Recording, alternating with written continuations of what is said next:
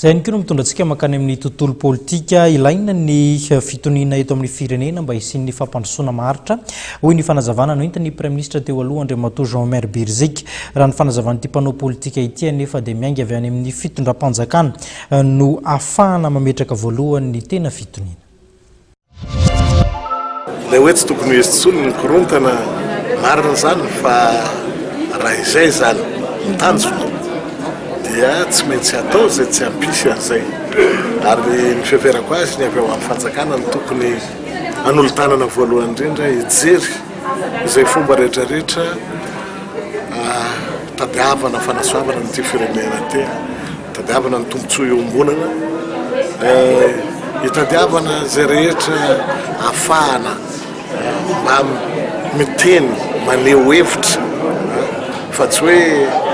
izay maneho hevitra dia heverina mpanakorotana daholo. Izay zavatra zay zany efa tsy fitadiavana ena amin'ity fialana amin'ny savorivory fitadiavana sérénité raha ohatra ka atao amin'ny teny frantsay zany fitoniana izay zany angamba tsara ho marina tsara fa tsy avy amin'ilay olona maneho ny heviny amin'ny zava-misy ny korontana fa indrindray avy amin'ny famoretana ataon'ilay fanjakana koa tsy ahafahana miteny avy amin'izay tsy misy sorodalana mazava amin'ny fampandrosoana ny tanindrazana miady amin'ny kolikoly miady amin'ny tsy fandriam-pahalemana miady amin'ny fahantrana miady amin'ny tsy fisikanina ka mahatonga ny kere any atsimo